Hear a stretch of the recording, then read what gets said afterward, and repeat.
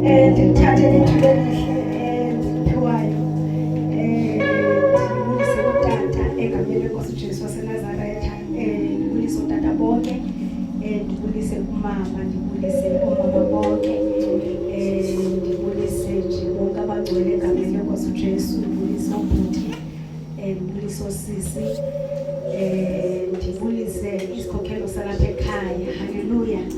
Ndibulise ke ne-teenagers egameni lenkosi uJesu, amen.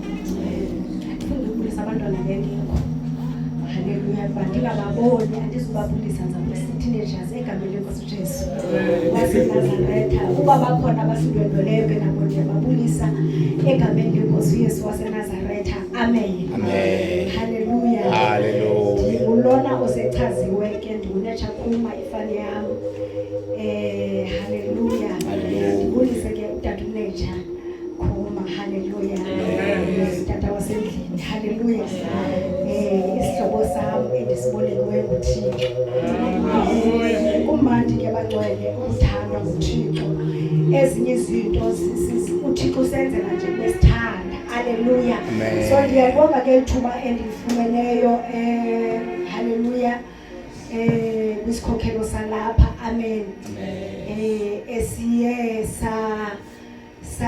sabona kukuhle, amen, ukuze ndizoba khona nam, amen. Kodwa ke mna bendihleli ndisiza, haleluya. Mna ndiwalapha mso, bendihleli ndisiza anyway, haleluya, amen. So andivisithanga, hayi andikutshulwanga futhi, haleluya. Siyabonga kuThixo. NguNature Khuma ifani yam, nditshatile eVenda, sihlala apha kwe-phase 8. Ndisindisiwe ke bangcwele, uKristu wayenzela inceba impilo yam, ukuthi nami ndibizwe umntana kaThixo, amen. uYesu wenza umsebenzi omhle ke bangcwele ukuze nami izono zami zixolelwe. Ndandingeke ndikwazi ukwenza nto mna ukuze ndifanele ukubizwa umntana kaThixo, haleluya. So ndiyabonga ke ebusuku, ndiyathemba uba andizuthatha ixesha elide egameni lenkosi uJesu waseNazaretha. Kodwa ke uba ngabe uThixo, because ndinenkolo ethi umuntu ome apha ngaphambili akazithetheli, amen. Ndiyathandaza nami uba ngaba xa ngaba ndithe ndifuna ufakelela ezam izinto avela phelise kwamazwi apha emlonyeni, kwenza ndihlale phantsi ndingathethi nezinto ezingamelanga ndizithethe, bezingameli ndawo, amen. Kuba sinokholo lokuba xa sime ngaphambili nguThixo kakuhle othethayo, haleluya. Ndibonile ke apha bangcwele kunesaziso ebesikhutshiwe, ndizayifunda nje laa ndawo okuthiwa umxholo wethu ukhona, amen. Then sifunde nje ivesi ezimbalwa sigoduke egameni lenkosi uJesu waseNazaretha. Ndiyathemba ukuba abantu abaninzi, abakholwa amaninzi ayibonile indawo okuthiwa kufundwa kuyo, amen. Uyakobe chapter 4 kuthiwe nguverse 8, amen, haleluya. Yiyo leyo.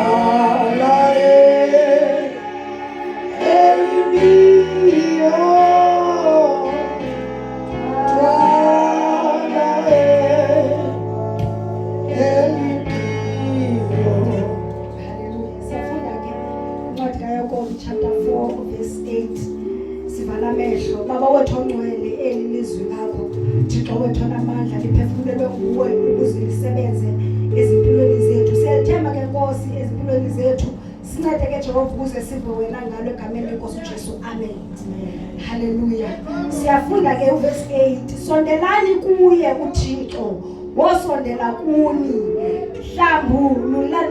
hlambululani izandla boni, nenze nyulu inhliziyo, nina bamphefumulo umbaxa, amen. yiyo ke indawo ebibekiwe ke kula ndawo yonke indawo esiyibonile sonke apho bokwaziswa khona uba sinale mvuselelo. Amen. Ngenzela uba ke noba ndifunde ezinye indawo kodwa siwazi umxholo kuphi. Haleluya. Amen. Ndiyithandile ke nam kakhulu le ndawo ethi sondelani kuye uThixo. Amen. Ngoba noba lena sikuyo kuyi-spiritual revival, angeke sibe semoyeni kakuhle singekho kuye uThixo. Amen. Sele ndithi xa ndiyibona indaba yeBhayibhile ndiqonda uba le Bhayibhile noba ingazibe nkulu ibe ngaka iBhayibhile, kodwa into elaphinye isebenzela into enye. Ndike ndibeveke nabanye bathi yho iBhayibhile ngaphi iyazithetha ngaphi iyaziphikisa. Ndiqonda uba ayikho loo nto. Mna xa ndiyifunda le Bhayibhile ingqinelana yonke. Futhi mna xa ndizifundela ngokwamhlawumbe ke ndiyifunda ngolunye uhlobo abanye abantu abangazifundi ngayo. Mna ndinayo necebo khayiba iTestamente entsha imnandi kakhulu namnandi kakhulu okanye inceda kakhulu. Qha ikhona le ndawo ebakwangoba hayi iTestamente endala zikhona indawo ongeke uzifunde. Mnandi zithanda kakuhle zeTestamente endala ngoba zizo ezibonisa uThixo uba siyawudinga iTestamente entsha. Uyayibona le nto? Uba ngabe uThixo wangqala ukuthi zikhona into ebesizaziphosa ekuqaleni. Njengathi uba singabantu njengoba uThixo kuthiwa wayekhona ekuqaleni, uba ngabe iTestamente endala besawuqala phi ingekho. Amen. Yiyo le nto iBhayibhile akho qala libhetele ngoba lonke lilizwi likaThixo. Ithi verse kwenye indawo iBhayibhile lilizwi likaThixo liphefumlelwe nguThixo. So ingathi iTestamente endala ngathi le phefumlelwa ngenze njani yona senithiba ithini indaba yayo. So yona ile lizwi likaThixo ithenge khetheka ngesumzekelo. Haleluya. Yonke bantwana njengoba sikula nkonzo kaMoya Ngcwele ifuna izinto sizilandele kakuhle. Singathi sithi sesithi hayi thina singabedinga siyalibona idinga kodwa ngathi zikhona izinto ziselelanisayo ngenxa thina sibo-pick and choose.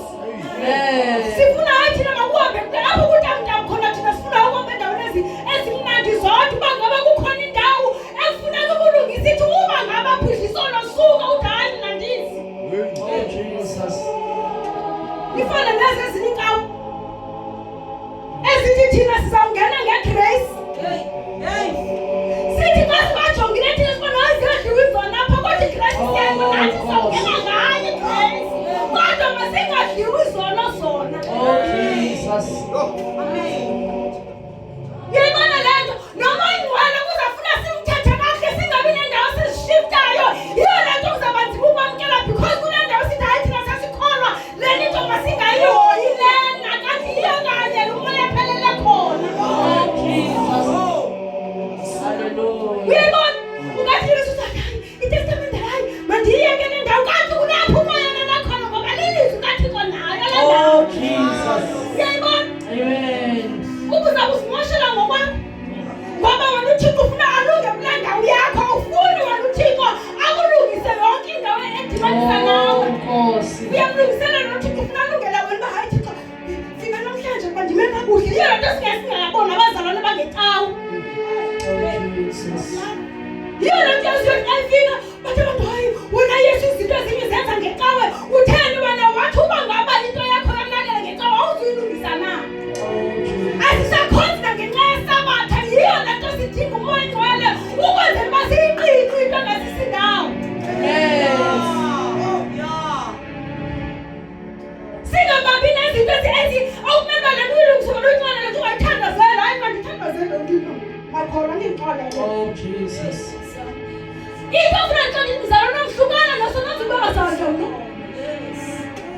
Zawubekela wena izono ngoku nje ukuthi hlukana nesono sizokuthandazela thina. Uyayibona la nto? Funeka sizohlula izinto. Singadibonisi yonke into. Ifana nomoya lesawuthetha ngayo. Ifana nomuntu angazebhibhi zakho funeka ulibone xa ulidimana idimoni akafuneka athandaza ngokuthandaza ngokukhutha idimoni. Akala umntu uma kungathiwa umoya ikemumi. Kuthi ngayilile kakhulu apha kanti uzodisturba the working of the Holy Spirit ngamadimoni. Funeka nayo into siyibone leyo. Singazidibanisa hayi wasalile hayi sokungu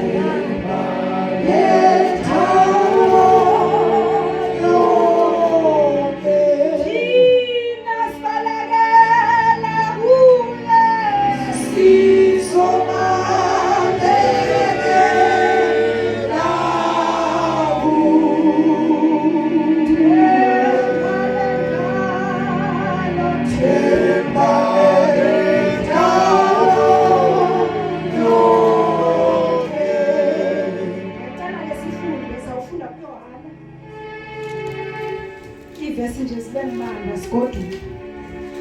Sizaqala kuverse chapter 4 uJohane chapter 4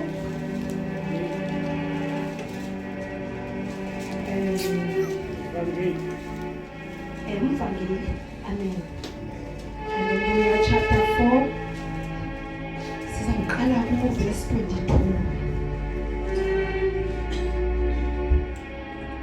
Hallelujah. Siyafunda ke kancane. Ithi inhloko ndaba siyalazi sonke ke sonke ibali. Amen. Into endiyithanda ngeBhayibhile iwesta sizevuselelweni. Zonke ivesi siyazazi. So andizuthetha nto entsha. Hallelujah. Amen. Sifumana le ndawo ke bangcwele le ithetha ithi inhloko ndaba umSamariyakazi. Hallelujah. Siyayazi lonke imali andizuthetha indaba eninzi. Ngizawuthetha nje edawo izinhloko. Amen. Kodwa ngizawufunda kakhulu mhlawumbe ndicacise nje le ndawo ibalulekileyo. Amen. Sayaqala kuverse 22. Ithi nina ninqula elingakwaziyo, thina sinqula esikwaziyo, ngokuba usindiso luphuma kumaYuda. 23. Kodwa kuza ilixa nangokuselikho xa abanquli abayinyaniso baya kumnqula uBawo ngomoya nangenyaniso, kuba uBawo ufuna abanjalo ukumnqula. uThixo ungumoya, aba bamnqulayo bamelwe kukumnqula ngomoya nangenyaniso. Amen. Le ndawo ke yokuqala ndifuna lo Thixo kuthiwa masisondele kuye siqale simazi uba ngubani. Hallelujah. Amen. Apha xa ivela le ndawo iqala ukuthetha ithi nina ninqula into eningayazi. Amen. So which means nathi ndizawumane ndivela kakhulu kule ndawo esikuyo lekaMoyingcwele eyokuba noba uMoyingcwele singamfuna uba ngaba simazi, asizumbona noba selefikile, asizumbona noba usondela noba nathi ixesha lokumamkela because asimazi. Amen. So sivela kulo Thixo ke ngoku lo okuthiwa masisondele kuye kuthiwa ke ngoku apha abazalwane bona babemnqula ngokwendlela ababeboniswe ngayo kodwa bengamazi. Amen. Uthi ke ngoku Yesu aphethe ngalo sisi uthi kodwa liyazi lixa apho bekhona abantu abazamnqula uThixo ngomoya nangenyaniso. Yiyo kanye le ndawo esibhalela kuyo leyo moya. Amen. Hallelujah. Ngoba ithi ke ngoku ayichitha le ndawo ngoba uThixo ungumoya. Yiyo le nto kufuneka nathi simnqule ngomoya ukuze sikonekte ngalo moya eyi-one naye. Which means ikhona indlela siyenza ngayo ukuba singathi uThixo ungumoya simkhonze ngenyama. Yiyo le nto sifike sitshayisane noThixo because yena ungumoya. Now you expect uba simkhonze ngomoya nangenyaniso thina sisinyama. Hayi thina singabantu thina and uThixo thina uyasazi sidalwe nguye singabantu. Hayi uThixo ufuna umoya. Ngeke uThixo simcacise akho nto ngoyeziyo kahle kahle senziwa nguye nje. Sinomsebenzi wezandla zakhe. Ngeke ngoku simcacisele hayi thina Thixo singabantu uyasazi Thixo. Yiyo le nto nalo moya bunzima nokumamkela. Yebona ngosinike excuses kuThixo kanye lo asicacisela kakuhle uba masenze njani ukuze sisondele kuye simkhonze ngale ndlela afuna ngayo. Amen.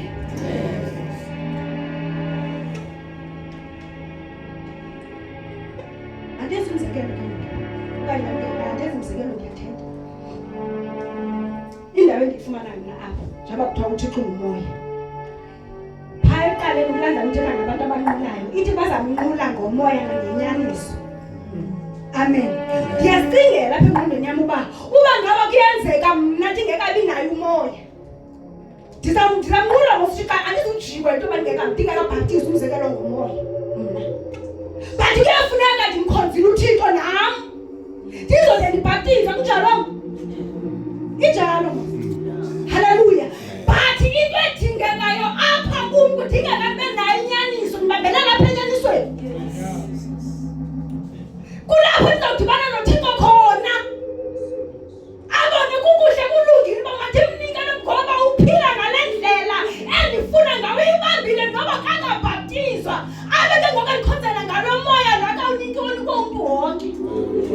Abambelela inyaniso lele yona uyibamba uyiqinisa ungayiyeki.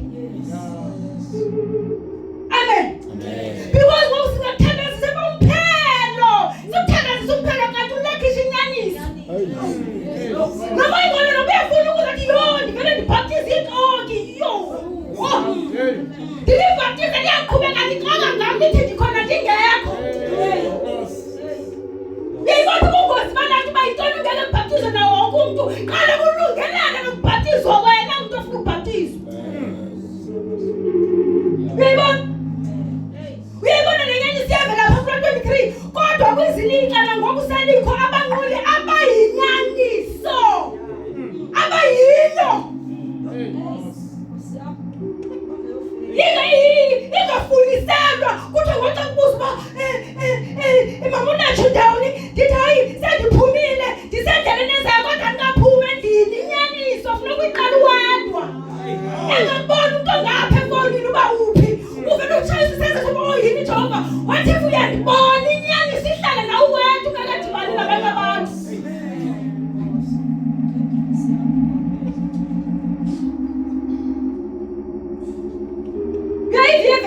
Ngoba yena ngenyaniso ngoba uba ufuna banjalo ukumnqula ithi ke ngokuthixo ungumoya abo bamnqulayo bamnqula ngomoya nangenyaniso iphinde yavela nakuthixo nalapha ngexesha uthixo ngumoya ifuna abanenyaniso abantu ifana noba ungekabhaptizwa ngasuku usiqhatha ukuthi ubhaptiziwe ithetha inyaniso ukuthi andikabhaptizwa mna ndiyacela ukuthandazisa inyaniso ngokule.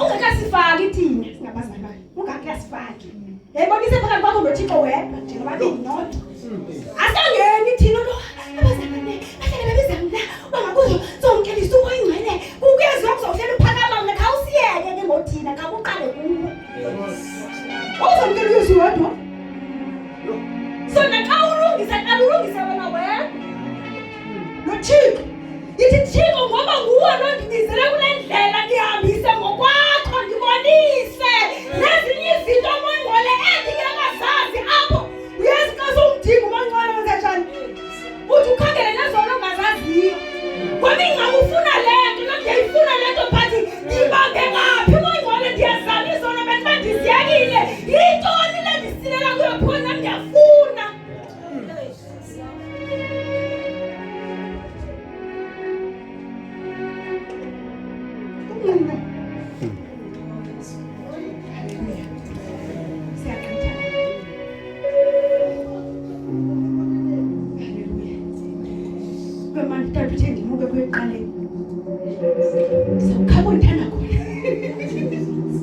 Hallelujah. Uthixo ndincedile ngoba bendizathi uba ndifike ndinamele eveke yonke iivesi zivele zikowunte zonke ndiqala uba ndikowunte yiphi. Ayibonge. Zivele zithathe zonke. Endiphinde uba ngumntu ongumama ndingandidiyabe ndibhideka nasendleleni. Hallelujah. Siyafunda ke kuchapter 14 uverse 15 kwalapha kuJohn. Ithi inhloko ndaba idinga lokuza kukamthetheleli. Verse 15 ukuba niyandithanda yigcineni imithetho yam mna ndiyakucela kubawo eze aninike omnye umthetheleli ukuze ahlale nani ngonaphakade umoya wenyaniso. Yayiva le nto lento ndiyitshilo kwasekuqaleni uba izwi likaThixo linye. Hallelujah. Linye izwi likaThixo noba ungabe uyiqhina kwi-Revelation uthi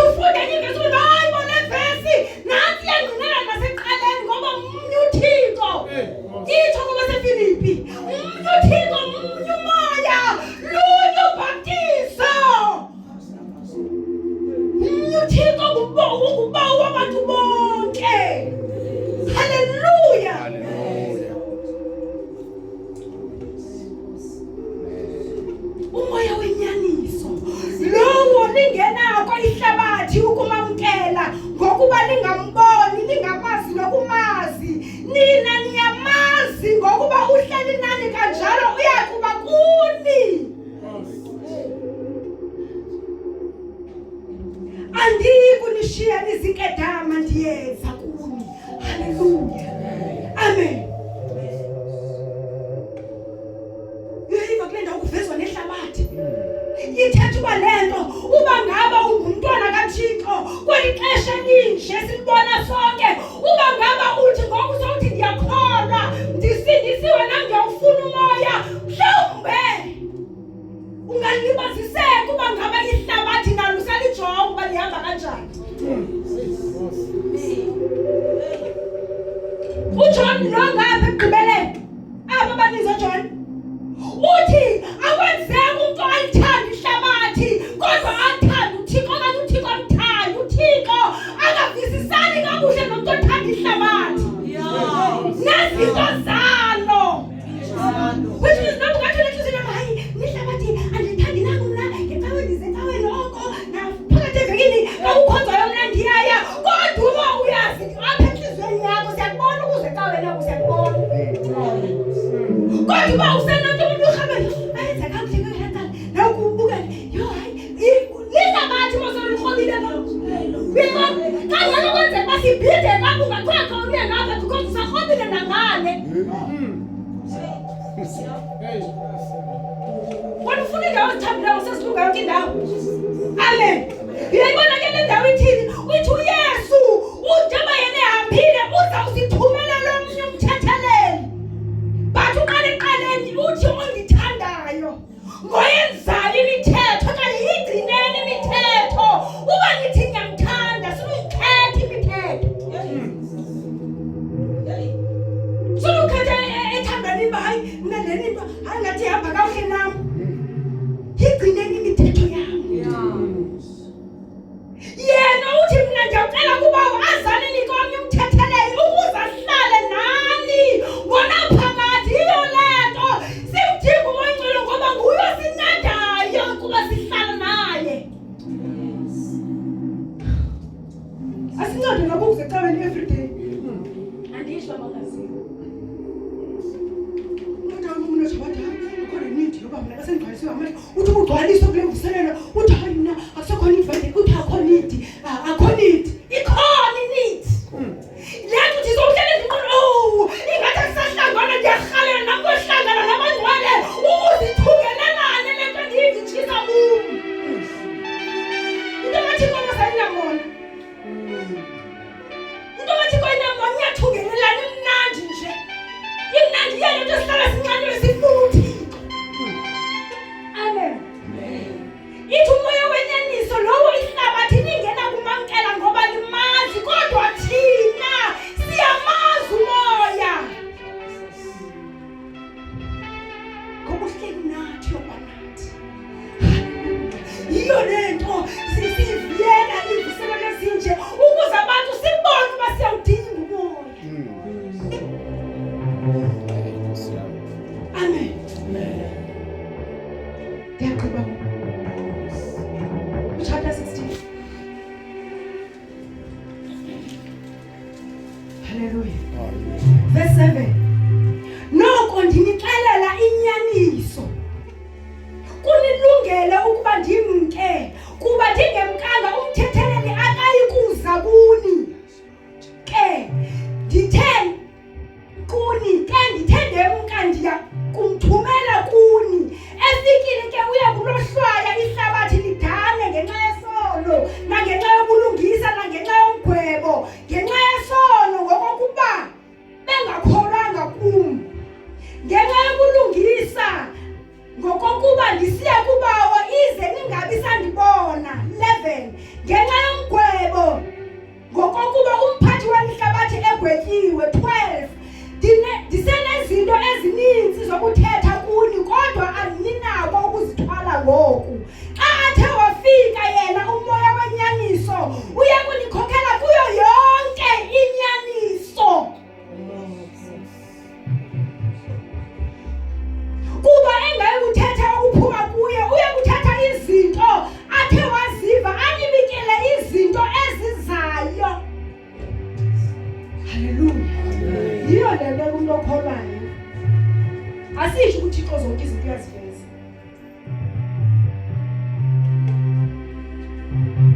Amen.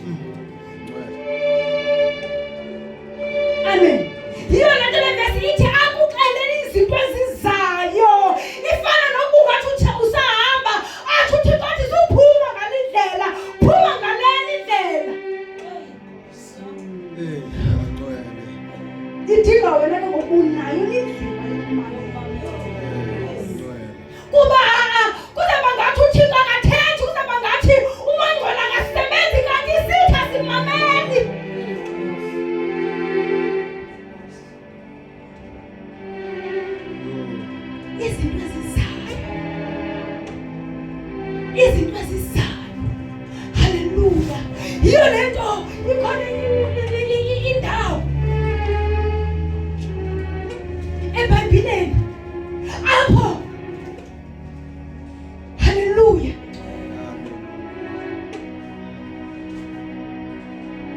abantu angathi uthanda abantu abebexakiwe into eyibaxakile amen okanye kuthanda abantu ababeplana into ababeyiplana but kuthe xa ujonga kwelaqala kwafika uba iyaziwa le nto ngoba ikhona i-communication eyenzekayo phakathi koThixo nomntu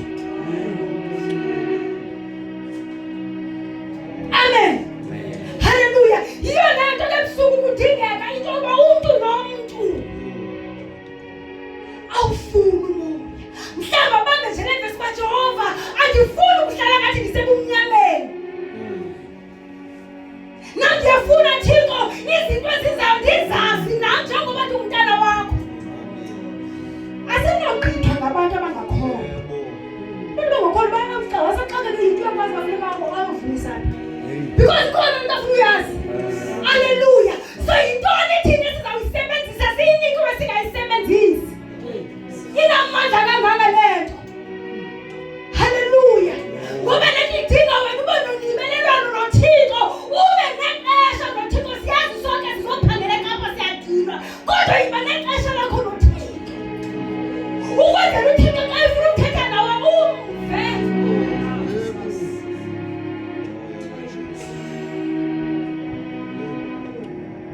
haleluya njengoba enomoya nawe xa unomoya uyakwazi ukudibana naye ngethetha uthi uba Jehova uyazi ke imangalile la vesi nethemlonyeni wakho kugcwele ukuphila okanye into oyithethayo inamandla wokwenzeka ngenxa uyithetha haleluya uthi uthetha nje phasi uthi unothile mayithi ivele nje ikusurprise ubona hayi uyavele yenzeka kanti ithetha nje kanti umuntu naqonda hayi bona into ngiyirhalela okanye into oyirhalela nje yebona nje bahlezi ngabantu abaqalile into ngiyirhalela imali yokwenza into ethile uyithetha uyikhuphele ngaphandle uyithetha ube khona umuntu okufonela ethi hayibo kukhona imali emele bantu kunike yona uyayibona le nto ubona hayibo mna kuthi xa ndibona ntana lento lezincinci uthi xa ndibona kuqa ndinamzala nomwiki andiyimbi yangu labantu onamandla semhlaba into encinci haleluya ndake ndathi kwenye igame ndisemsebenzini ndixaka umphathi wam ndifuna into endingayazi uba uxakwe ifowuni yakhe ayikwazi ukuvula ii-emails ndayithatha nawe uhlala phezu kwedeski yam ndathi ifowuni ayikwazi ukuthetha musifowuni which means ndinamandla phezu kwayo ifowuni ngokwevesi ithe ivesi uThixo xa izithanda wathi ndizongamela yonke into ndathi ifowuni le yenziwa ngumntu and lo mntu andimazi noba usindisiwe noba unayo umoya nohlulwa mna ifowuni ndayitofa ndikwalile neqaba ndayitofa ifowuni andizithandi kakhulu ifowuni andiunderstand kakuhle into zakhona ndiye ndive kuthiwa ifowuni seyisifa kuthiwa benento ethile bendingayazi bendingazala ndifuna ifowuni xa ithethe kuqakalitheke amen ezinye izinto zininzi andizazi ndiyitofe ndiyibeke phantsi ndithi ngefowuni mayilunge le fowuni kubile kungena umntu omnyama xa ingena lo mntu athi ndithi hayo nangu lo mntu okuthiwa uyazazi into ze-IT nentontoni ndithi lungisa ifowuni wena hayi ifowuni ndithi ifowuni womphathi wakho omkhulu lelungisa ifowuni ebantwana ndizama ukuveza uba uThixo akaswali ndlela wasandibona ukuba ndiyasokola uthumela isigidimi sisuke sizondibisa sisithi singayazi wasifuna ntoni kanti sizonceda uyayibona lento uThixo akaswali uThixo ngehla nengelosi ezulwini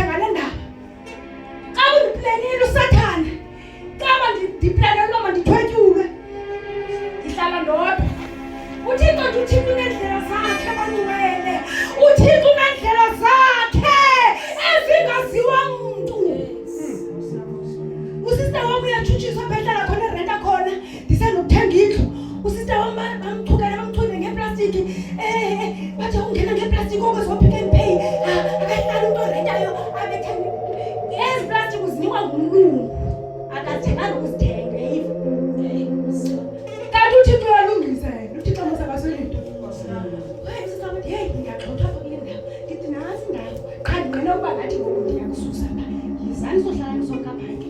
Benze nabantwana bakhe sihlala lapha. 2012 xa usathana ungibhenile. Kula ndawo sesihlala kuyo. Ndathi ngifika phakathi bekuza abafana bakhona besithi, "Hayi, uyathakapha. Uzawuhlala kanjani lapho intombi wakho?" Ndithi ntoni? Ndithi ntoni? Neqala ubona intombi ehlala yodwa. Ukuze kuba ndihlele kakuhle ufuna ndihlalisana, ndizohlalisana ndihamba nomntu ongaphezu kwamadoda.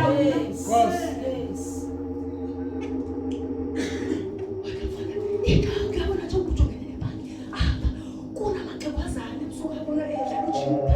Ngo-12 kuyadina izinhlelo abazigqitanga. Kunamaxhegwazane emina wakwazi kuhamba anezinqa kodwa ebusuku sibabona edlala ujimpa. Apha phambi kwendlu yakho. Ubuthakathi bale ndawo uze kuyo. Ndithi nomthakathi. Sawudibana. Yinto nenzeka ndithengisa izwi mna ndithengisa. Yebo. Kuzawubonakala uThixo noSathane kufikile mna. Andizange kuzothusa amadimoni kodwa ndizohlala mna nathi uThixo ndinika indawo ndibaleke ngenxa lonto. Ngehlala. Kodwa uba mhlawumbi bathekathi bakhona badlala ujingo kodwa yedwana. Angathi akazuyithobela le neyizele ijingo yami. Ndathi ndilele ngenye imini ebusuku kwangalaleki. Ndibhejana neBhayibhile ndiyazi uba yintoni kwaba ingxaki ndandisebenza ne-night. So xa uphangele ingathi uba ngabe u-off ekuseni akulaleki umntu kuyobetha loo ungakalali because unatsile. Ndibe ndiyifunde iBhayibhile. Ndithi xesha kandinyukela 10 to 12, 5 to 12 vele umthombo omncinci buthi. Xa ngiqale vele usista umzehlala msapha ke mfu. Ndivele buthi umthombo kancinci. Kandithi ndiva ngathi ukukhalisa kuvela apha ezisebenza ukuba ngathi kukhona into ethi ulandela abantu begubhu mna zange nakhoza naseziyongozi mna sendibala igubhu endiliyeva kama ngathi ngamagqirha aba bantu bandento abayibethayo. Amen. Uyabona uba ndilele but yinto ethethayo apha endlebeni le. Ndithi andinanto endidibanisa nesigubhu mna. Amen. So xa ndiphaphama ingqondo yam iyazulile kaba ingqondo njengoba kuthiwa mandilandela abantu ikhona into eyenzeka eswitshile apha kum eyokuba nyhani meba ndilandela aba bantu. Xa ndiphaphama ndithi kwenzeka ntoni ndivele ndiqubula ifowuni ndivele ndithumele imesejhi sister wam ndithi jikela ngapha kungathi ixesha lokuthandazo. Amen. Wathi kwenzeka ntoni ndithi ikhona nje into endiyiunderstand ikhona into eyenzekayo isayida yenzeka phela ndini okanye ikhona into eyenzeka sithandaza. Senditsho bangcwele uba ngaba bendingakwazanga ukuthi ngelo xesha ndifunde iBhayibhile ndilale bebezafika ndikobude umthoko ndifakile ndiyongela kaSathane. Amen. So ezinto ezininzi mhlawumbi ungathi wena hayi angathi athethe ngokufunda iBhayibhile umoyingcwele akayisweli indlela yokusebenza. Haleluya. Angavele asebenzise omnye umntu uve umsebenzi enkonkoza emnyango sithi kanti uyabona uThixo ukuba uzulenza ixesha ngobulelo udini siyaphangela sisekapa. Nali ixesha elihle bangcwele elokuba sihlale sisondele kakuhle apha kuThixo ukuze umoyingcwele asebenze. Eli xesha lilokugqibela uba wonke umntu uyaqaphela wonke umntu yonke into uyazi noba ungabona TV kuthiwa spirituality. Uyayivela yonke into ngoku noba ungathi ngoku ngasithi yonke lebo inkonzo i-spirituality tontoni nabo bayayibanga because nabo xa bebezinto zabo bathi spiritual what bathi spirituality yiyo le nto funeka bangcwele siyohlula kakuhle engathixo into. Yiyo le nto xa sihamba funeka sihambe kakuhle noThixo ukwenzela into yethu ingabhidanisani ne-spirituality ezapha phandle. Ungathothi ukufuna umzalwane kuxa asibazi abazalwane bakhona kule ndawo yethu nabazalwane hayi thina sihamba icawe sonke apha vele uba ngumzalwane bayazi uba uhambe yonke indawo wena asinje ungazali indawo zokuhlala uba ngaba biza imithingi yapha emithingi nomhlala apha nje andinophapha iqabugqabhuka abagqabukela nam ngokuzawuthi ungazihambi into zemithingi zalapha okanye nina libonconana ndihlala endaweni eneziqudi.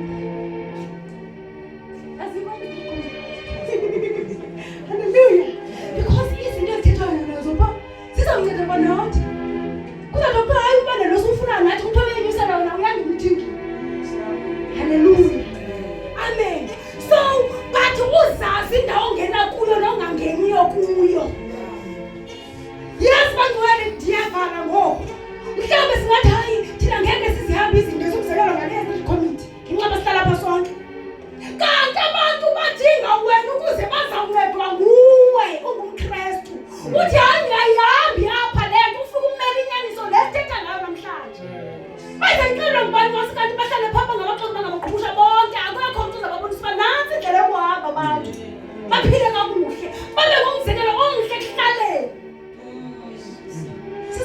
kanjani? Sabonisa Michael. Imike sidala siyovusela. Siyokuphasethi siyokuopen air. Not all open airs awusebenza. Idinga phela phambili kwethu. Just imagine xa ngathi mina phela isidwa alimbulisa umeza bazobona njani uthi. Bazobona njani uthi. Kudingeka thina sihambe kakuhle. Nothixo abone basinobudlelwano obuhle nabantu iJesu. Imizekeliso chapter 3 verse 5. Yithi uThixo uyakwenzela inyama. uThixo wenza inyama phakathi kwakhe nabantu banokudlelwano obuhle nabantu. Yenziwa nguThixo lo nto. Amen. Ndibuyisele inkosi kudade egameni likaJesu. Amen. Indukhulu memoya oyingcwele thetha